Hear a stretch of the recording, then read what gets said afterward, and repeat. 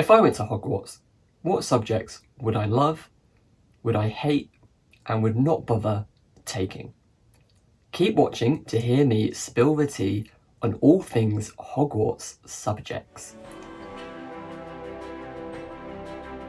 Hello there, Greggles. How are you doing? I hope you're well, and welcome back to my YouTube channel with me, TheGregWhoLived. And in this video, I'm going to be talking to you about all things Hogwarts school subjects. From my previous video where I have spilled the tea on my thoughts on all things Harry Potter and things within the Wizarding World, I've had some great feedback. Some of you love listening to my reasons behind things that I love, things that I don't like, and have really given me a lot of feedback and requests to do a lot more of them. So in this episode of Spilling the Tea, I'm going to be telling you about all the subjects that I love, the ones that I don't like, and the ones which I definitely would not be taking at Hogwarts. And of course, I would not be spilling the tea without my friend, the Sorting Hat. And inside here is all the Hogwarts subjects, and one by one, I'm going to pull them out and tell you exactly what I think. A few quick messages before we begin. Thank you so much for my subscribers who have come back to keep watching more and more of my videos. And if you haven't subscribed, you can check that out at the end of this video, and I'll put the link so you can subscribe for future Harry Potter themed YouTube videos with me. As well, I'll also be posting the links where you can watch some of my other Harry Potter playlists and some of my favourite videos which I have made. As I record this, we have just reached 2,300 subscribers, which is crazy to think that in a year I've gained over 1,050 subscribers. So humongous thank you to each and every one of you who is following me on this Harry Potter journey. And don't forget that you can also find me on Twitter, TikTok, Facebook and Instagram at TheGregWhoLived. Now enough about that, and let's get on with the video. Previously, when I've been spilling the tea, it's been on the things that I love in the Harry Potter universe and the things that I don't love in the Harry Potter universe. But I thought going forward I could just pick subjects or certain characters or actors, just one topic, and go through all the things that I love and that I don't love. And so, as the title suggests, this video is going to be all about Hogwarts subjects. And from my two previous videos, you might already know which subject is my least favourite and which subject is my favourite. But in this video, we are going to find out, and I have put all of the subjects in here, and a few of them aren't necessarily subjects, but they're things that you would learn at Hogwarts. So I've included those as well. And with the Sorting Hat's help, I've shuffled them around, and I'm going to pull each one out one by one and give you the tea. Let's shake them up and pick one at random. And here we go. Care of magical creatures. Starting with, I think, a subject that a lot of people would really love, but at the age of 24, nearly 25, I have come to realise that I'm not an overly animal person.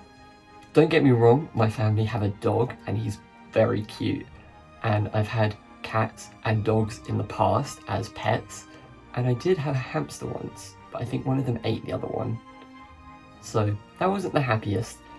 But I'm just not a huge animal person. Bugs really creep me out. Spiders I'm getting better with, but are pretty awful. And there are some animals which I really like foxes or moose, just random creatures. And I suppose within the Wizarding World you would get some incredible creatures like bowtruckles, nifflers, unicorns, dragons, all sorts. But I don't know if care of magical creatures would be one of my favourite subjects. I think as you do get in the third year of Hogwarts, you get a choice. I think I would definitely sign up for care of magical creatures, but it wouldn't be one of my favourite lessons. But it would be fun that it is a bit more practical than some of the other subjects that you get to take from the third year upwards. So I think it would be really fun, but I don't know if Hagrid would be the best teacher, which is probably going against all of what you guys think, but he was a bit of a basic teacher. I don't think that flobberworms would be particularly interesting, but thestrals, if I could see them, would be amazing. And hopefully we would find out a little bit more about the mer people in the Black Lake or the giant squid. Both of those things really creep me out. I would also love to go in the Forbidden Forest, just not where Aragog or any of his family live. So all in all, I think Fantastic Beasts would be fantastic to learn, but not necessarily one of my favourite subjects. Next up, herbology. And this is one which I think I love the idea of. I love the idea of gardening, watching things grow, helping things grow. It just sounds really fun. I'm just not very good at it. Being honest, I can just about remember to water a succulent that's in my room.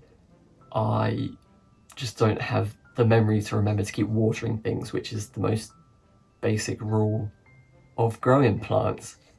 But I just love the idea of herbology. I love the idea of the greenhouses. Greenhouses are a really special space. I've always found them quite beautiful, especially Kew Gardens in London. That is just incredible. Such an experience to go if you ever do go to London. And I do really like the idea of exotic plants. I like landscape gardening programs because I'm over 100 years old. And I always like seeing renovations of gardens and public gardens. We have a lot of them here in the UK, that sort of thing. Flower arrangements within gardens, hedge mazes, you name it.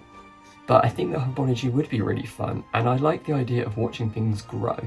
So even though I might be really bad at it, I think it would be one of my favourite subjects. And who doesn't like getting a little bit messy?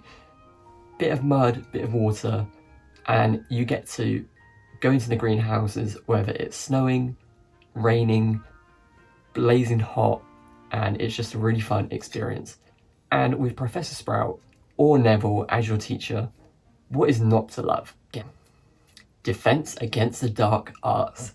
With this one, of course, it is very different depending on which teacher you get or unfortunately get. If it's Umbridge, no thank you. Quirrell, no thank you. Lockhart, no thank you. However, if you were to get Lupin, fake Mad Eye, or probably even Snape, I think it would be a really fun class, and I think it's a really good thing for the students to learn that within this magical world there are also a lot of things that aren't the best. And so I think preparing yourself for what's out there, there's nothing out there, creepy woman, but what is out there would be, you know, really useful. And I think it's really interesting that you actually learn how magic has a dark side as well as a good side. So yeah, I think I'd be all up for Defense Against the Dark Arts. I'm definitely not particularly brave, and I know that my boggart would be a giant spider, and how you make that funny, I don't know. Putting it on roller skates does not make it funny. I always wonder how I would make it funny, because a giant spider is just horrific. Anything, I could just turn it into that giant creepy clown, because weirdly that does make me laugh, so maybe the creepy boggart clown is the answer. 3. Transfiguration. This is a subject I think would be very hard, and I think we get those clues from Hermione in the first lesson, who was able to make a tiny little difference to whatever they were transfiguring, and McGonagall gave her a rare smile, which goes to show if Hermione can only do something really basic in the first lesson, and she is the only one, that transfiguration is hard. But I feel like with transfiguration, it's one of those lessons where the more you learn, you really grow, and you learn a lot more, and as you grow, you can transfigure things that are larger, more intricate, more difficult, and that sort of thing. And I think McGonagall would be a great teacher. She would be very strict. You can never give her an excuse if you forgot your homework. If you didn't do your homework, she would grill you. You would suffer with a lot of house points missing and a lot of detentions. But I think she would whip you into shape, and I quite like the idea of changing something into something else. One thing which I love that Pottermore released that was like some extra information we got, was how to become an animagus. And if you haven't read up on it, you should definitely check out the link on the Harry Potter wiki page on Google, because there are some crazy things that you have to do. One of which is keeping a leaf in your mouth for a whole moon cycle, which is like a whole month, which, who can do that? That's mental. I mean, obviously the Marauders did it, Rita Skeeter did it, McGonagall's done it, and we know that, I guess, Crumb must have been doing it for maybe half a cycle, which is why you only got half a shark head. But I just think being an animagus would be really fun. No idea what I would turn into. Probably something basic like a mouse. Ideally, I'd love to be a barn owl, but I can't see myself doing that. So a fox would be awesome, which is also my Patronus. Apparition.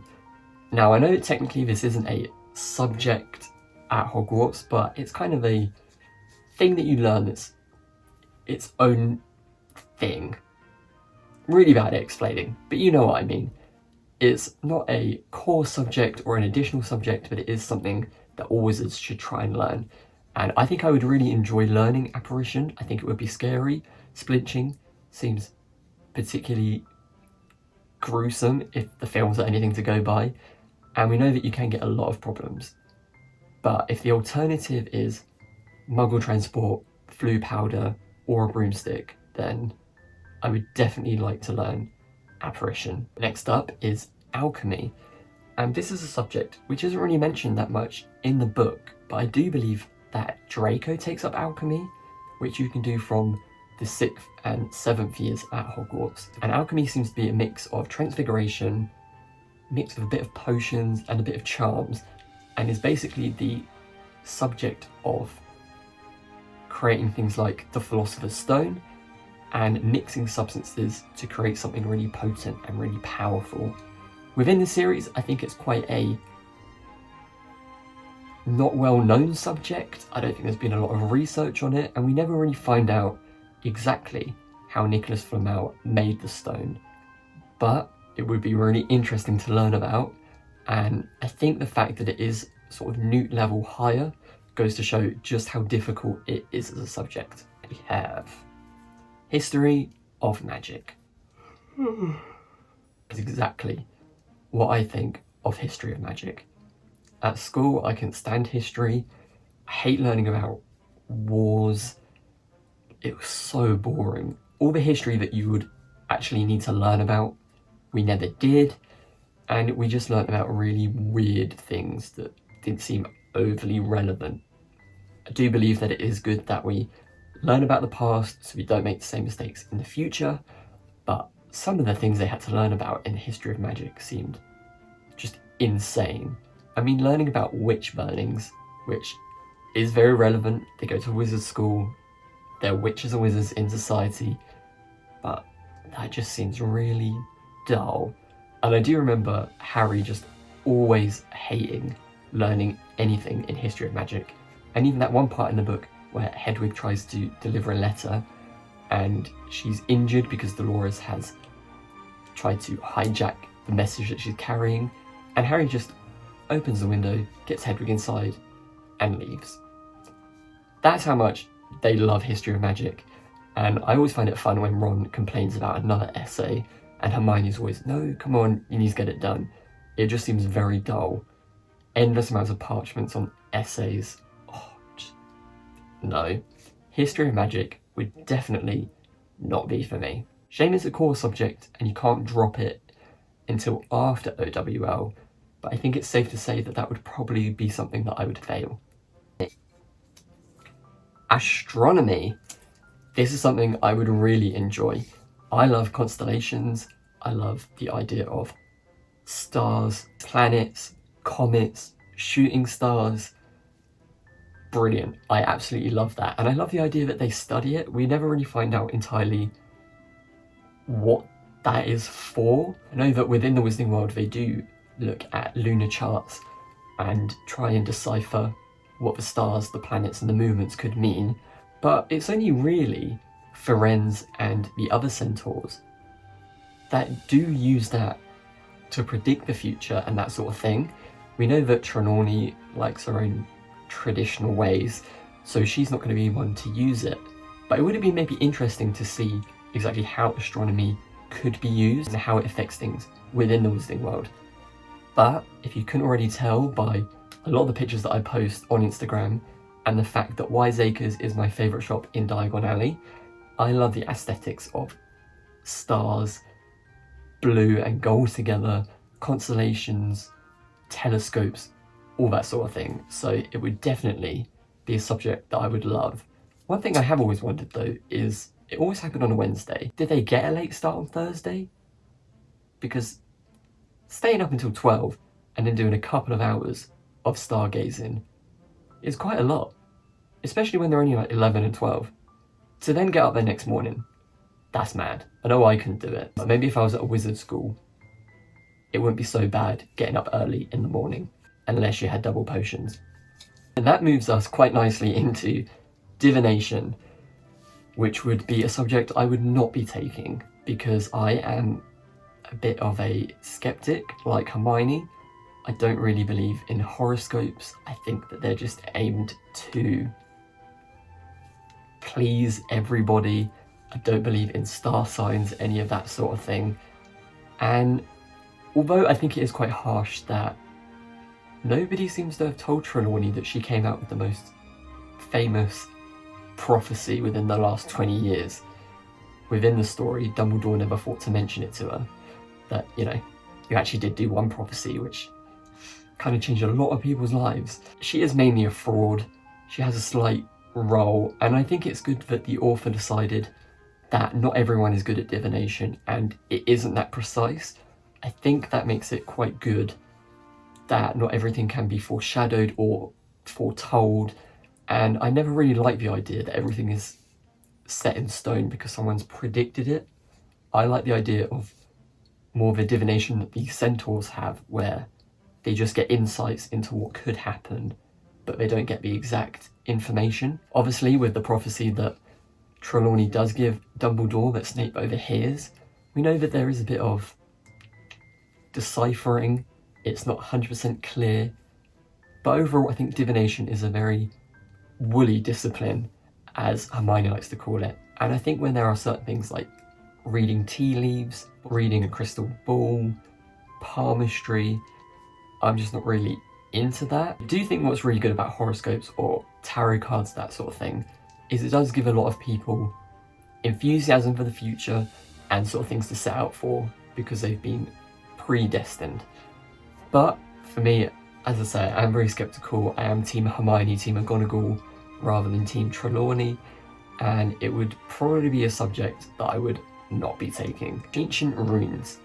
This one, however, is one I'm surprised Harry and Ron didn't really want to take, because ancient runes seems a lot like deciphering, and I have always loved that, whether it's in a puzzle book, it's an escape room, anything like that. I love having a different alphabet, deciphering different runes or hieroglyphs. Always loved it as a kid, and so I think I'd find it really fun.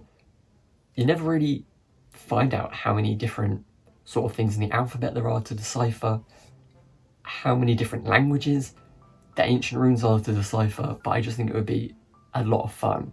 And it's always something that, again, I wanted to learn more about, but as we know, Harry and Ron didn't take it, and it was only Hermione who did.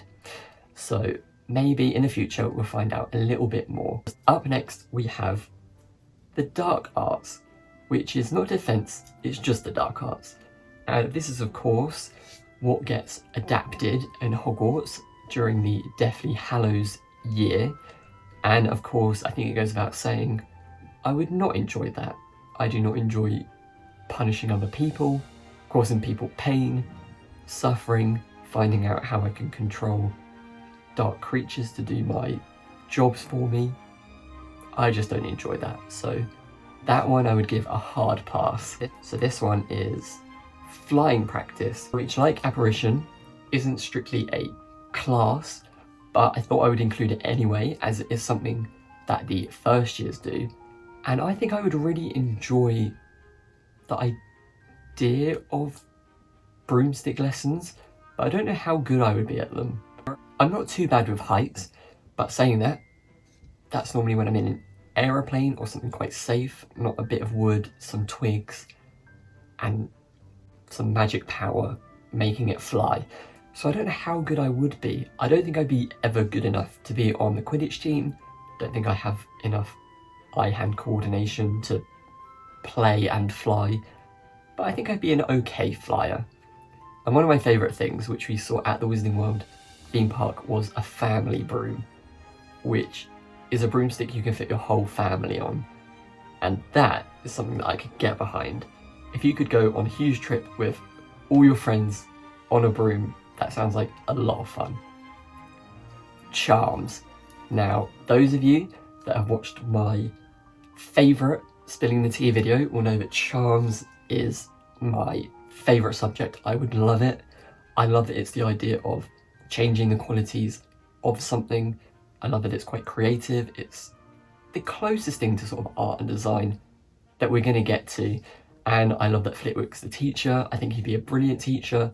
And I love that charms is something that can be defensive in terms of concealment charms, protective charms, but also can be used to make a pineapple tap dance, which is the first year's exam during Harry's year.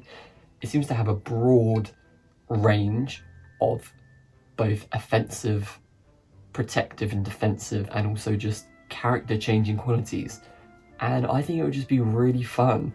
One of my favourite bits of Goblet of Fire is when Harry is practicing lots of different charms and different spells for when he's going to enter the maze. I just love that the charms can be used to help for a number of different reasons.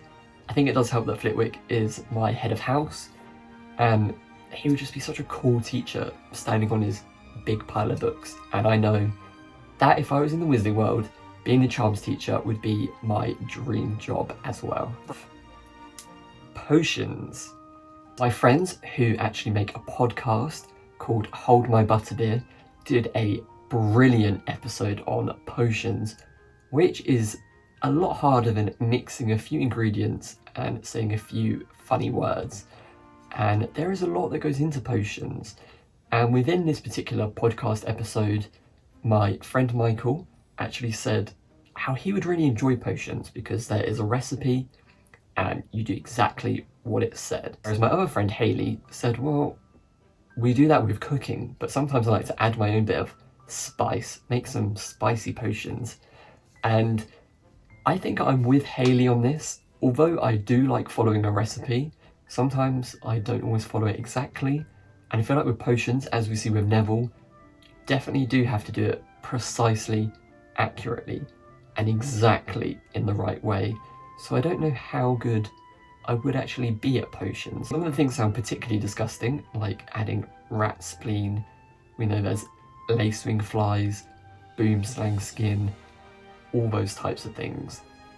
But I mean, it would be fun to make concoctions that do a range of different things. A corrupt potion, Sleek Easy's hair solution, you can make your teeth smaller, get rid of boils, Felix Felicis, Polyjuice potion, Draft of Living Death, Shriveling solution, such a range of different potions.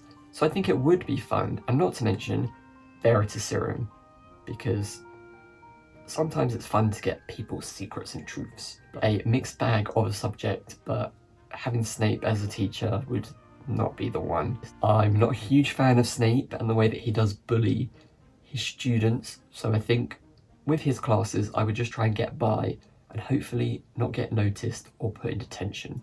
We have the penultimate subject, which is arithmancy. And this one I'd be giving a hard pass. I was awful at maths. I managed to scrape a B grade here in the UK. No idea how. I hated fractions. I hated finding the area of triangles. Algebra, pointless, never got it. Percentage increases, odd maths, I remember that as well. Cosine rules.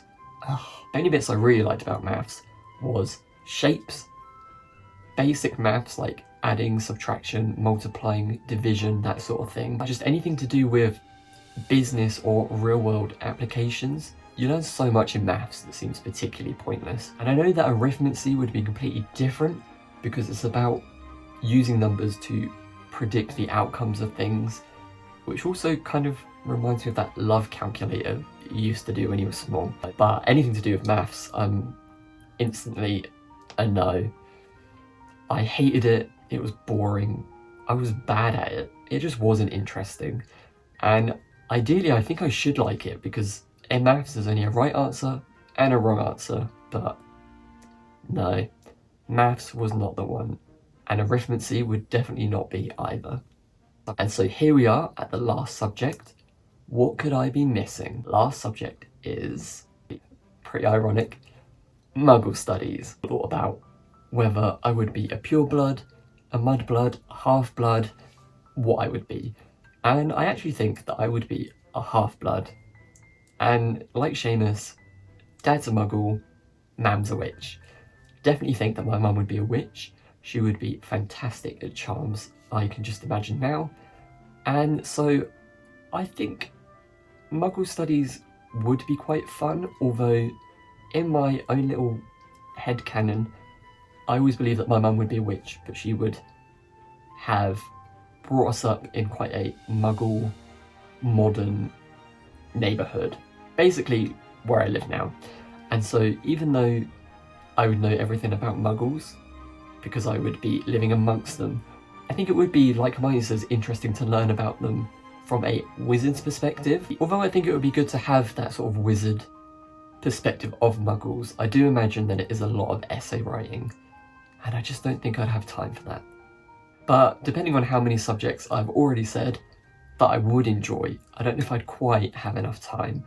I definitely wouldn't be like Hermione and have a time turner, so I could do all of the lessons and all the extra lessons. But if I had to pick my 3 top subjects at Hogwarts, it would definitely be Charms, number 1, Transfiguration, number 2, and coming in third, Herbology.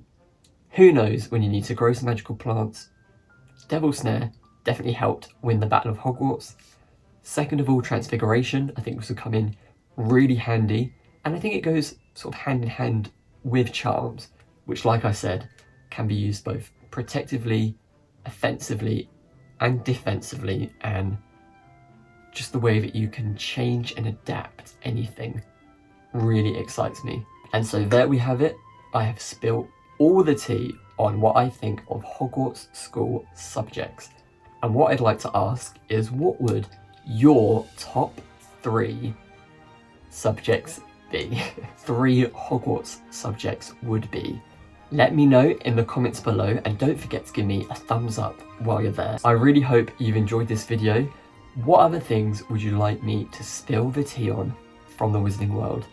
I always love to hear your suggestions, so if you don't comment below, make sure to DM me at my Instagram page, TheGregWhoLived. Remember, if you love this video and you would love to see more, don't forget to turn that notification bell on when you subscribe at the bottom, and you can also find more of my previous videos in this playlist or in this video, which was awesome.